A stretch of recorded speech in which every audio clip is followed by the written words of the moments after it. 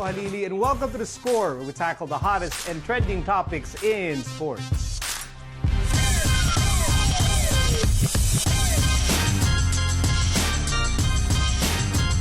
Two down, one to go. The San Miguel Beermen are back in a chase for that rare PBA Grand Slam after securing their second conference title this year, the Commissioner's Cup. The Beermen outlasted the TNT Catropa in a hard-fought series and will now look to add the Governor's Cup to their collection when the tournament begins in a couple of weeks. Here with us are the triumphant members of the San Miguel Beermen, multi-champion coach Leo Austria, and multi-champion player Marcio Lassiter. Hello, gentlemen. Congratulations and welcome to The Score. Thank you, Miko. Thank you so much. Ikaw Magandang talaga, araw sa'yo. Coach Let, pupunta ka rito. Lagi, pagdating mo, champion lagi eh. Tradition natin. Tradition. That's our tradition. Yeah, every time I see him, we're going to talk about a championship every single time. So, eight-time champion. You're running out of fingers, Coach Leo. Eight-time champion, Coach. Still have fingers from... You still have your toes. Pwede pa padagdag yan. Pero 8 times. This is your 8th championship in how many years? In 5 years. In 5 years. What's the math? What is the percentage? 8 out of 9, I think that's 77%. No, but so what? You're here again. Ito na naman, championship na naman pag-uusapan natin. This consistency is crazy. It's out of this world, Coach Leo. Yeah, kahit ako, I cannot believe it eh. Masyado mabilis. But I'm lucky because I have a bunch of good players. Just for example, Marcio here, one of the best shooter in the league, and we have Junmar Pajardo, one of the best center in the league, and one of the best defender, ball defender, Chris Ross, and a lot of bunch player. We have Arvin, we have Cabagnot, Stan Hardinger, and then Terence Romeo, and we have a good management who could take care a lot of things, for us to be motivated. You mentioned all the positives, no, that work for you, your lineup, your fantastic management, attitude, players who transformed themselves. But Marcio, what's interesting about your championship journeys, at least the last two ones, there's always distractions, right? Yeah. What happened in the last championship?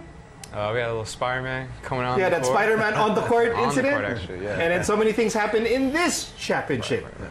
How do you guys deal with that and still win? We just got to maintain our focus. We can't really have the outside distract us. We got to keep on believing in coach and his system, and we know that, we've been here. Now it's just time to execute and play to our strengths and just stay calm and execute. Now, how tough was it that I think this is the first time in your San Miguel career that you had to watch your team win a championship with you, cheering from the bench because of your injury? It was definitely tough. I'm never want to.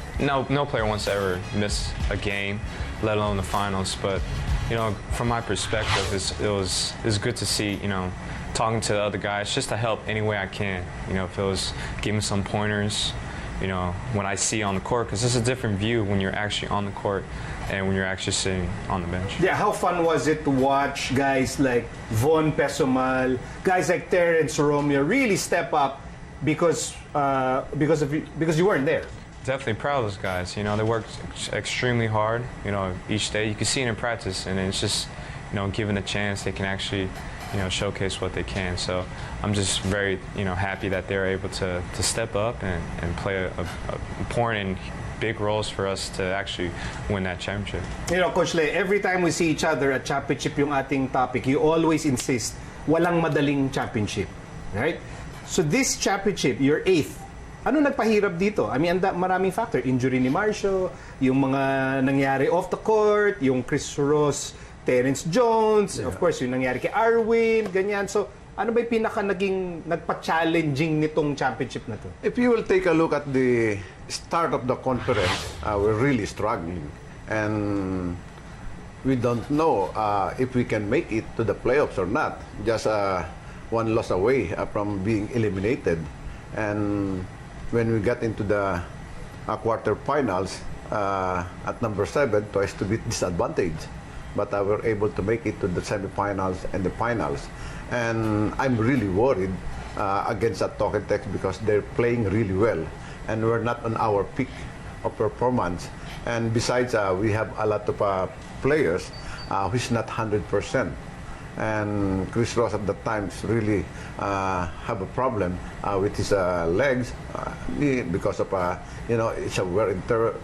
we're always in the playoffs, in the semifinals or finals, and Terence was not able to play the first 7 games, but Marcio in the quarterfinals, for me, I'm really worried because he's one of the best shooters of the team, and he's the player who can spread the floor for Junmar. But I'm so happy a lot of players step up, especially Bon Pesmal and Terence Romeo, have a chance to get more playing time. And then I was able to adjust the position, and some players, especially Christian, was able to play really well in the last 3 games of the championship. And maybe because of the sudden change of our import, Chris McCullough. But Charles Rod is really a good player. But what we're looking for is a good chemistry for the team because, if you have Charles Rod, Junior Fajardo, and Cristian Stanriger, those 3 big men always played inside the shaded area. And we want somebody who could play in the perimeter for some players to have some space. And I think it will be the key.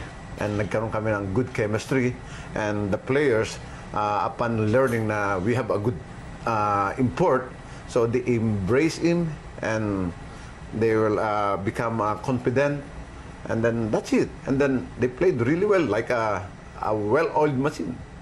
It seems to me that a big overriding theme here was adjustment. People having to adjust to new players coming in, a new import coming in. Chris McCullough also had to make adjustments, and I guess Terence Romeo had to make the biggest adjustment. As a veteran, Marcio, could you share with us the kind of transformation that Terence had to do in order to become, Terence Romeo champion player? With us, every time we win, it's all about sacrifice. We said it from the beginning. We know everyone has a role in this team, and we try to put us in these roles so he can put us in a better position to win. With Terence, he's a hell of a player, and those things that he can do can help a lot. And those are things that we know he's capable of. And we just wanted to welcome him in open arms and just say, hey, this is your game. Stick to your game. You're a great scorer. Just stick to those games, and we're just going to put you in the right position. Coach does a great job in putting guys in the right position to succeed. So that's part of the reasons why he can flourish. Speaking of being in the right position, nako, Coach Leo, you guys are in a perfect position now. 2 down, 1 to go. Oh. Ito na. You're hearing the words now. Grand Slam. This is one heck of a motivation for the Governor's Cup, Coach Leo. Iniisip mo na ba? Nowhere to go Kailangan isipin mo na yung darating And that's what a lot of fans, a lot of people from the management looking for. That's the Grand Slam. But I keep on telling them na it's not that easy to get that elusive Grand Slam for our bats. But we will try our best to fulfill our dream, because we know that this will become our legacy. Marcio Lassiter and Coach Leo Austria, by the way, both 8-time PBA champions. Gentlemen, congratulations, and thanks for visiting us here on The Score. Thank you. It's our pleasure. Thank you. Okay, so Governor's Ito ulit, the San Miguel Beermen champions once again. When we return, we'll speak to members of the Gilas Pilipinas women's team. They have a stacked schedule coming up, so we'll talk about that when The Score returns.